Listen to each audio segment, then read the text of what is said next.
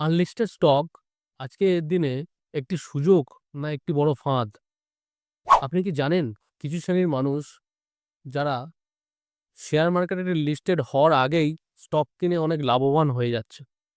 আজ কথা বলবো আনলিস্টেড স্টক নিয়ে। এটা একটি ঝুঁকি না একটি বড় সুযোগ? প্রথমে খুব সহজ করে বলি, লিস্টেড স্টক কোনগুলো? সোজা কথায়, যেগুলো এনএসসি এবং বিএসসিতে প্রতিদিন কেনা বেচা হয়। আর আনলিস্টেড স্টক যেগুলো এখনো পর্যন্ত এক্সচেঞ্জে নেই, কিন্তু অনেক বড় কোম্পানি তারা ব্যবসাও ভালো করছে। এবার বলা যাক আনলিস্টেড স্টক কাদের জন্য নেওয়া উচিত। এটা কিন্তু সবার জন্য নয়, এটা আগে বুঝতে হবে।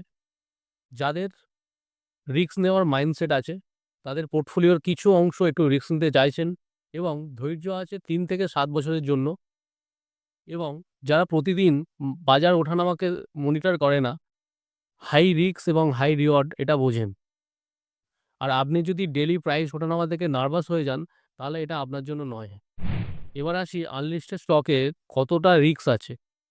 অবশ্যই এখানে অনেকটা রিস্ক আছে। যেরকম ইকুইটি শেয়ারে রিস্ক থাকে, এখানেও তাই রিস্ক আছে।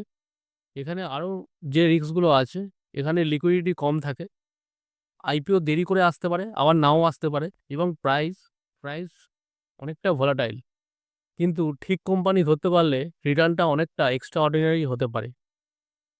এবার কিছু রিয়েল লাইফ উদাহরণ বলি। যেমন এনএসি, এটা কিন্তু আনলিস্টেড, কিন্তু এর ভ্যালু অনেক গুণ বেড়ে গেছে আজকের দিনে।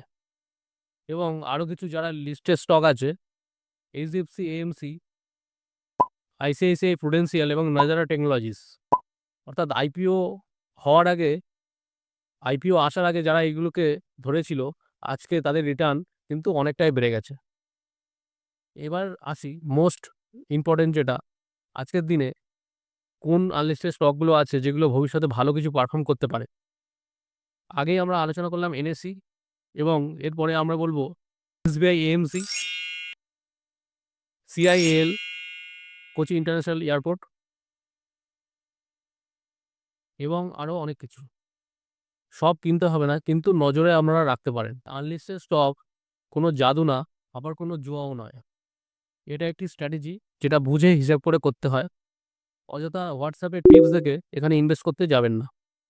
আপনি যদি জানতে চান আনলিস্টেড স্টক আপনার জন্য সেফ কিনা এবং কীভাবে শুরু করতে চাইছেন, কীভাবে শুরু করবেন, তাহলে কমেন্ট করুন আনলিস্টেড। এবং আরও বেশি ইনফরমেটিভ ভিডিও পেতে এই পেজটিকে অবশ্যই লাইক করুন এবং শেয়ার করতে ভুলবেন না।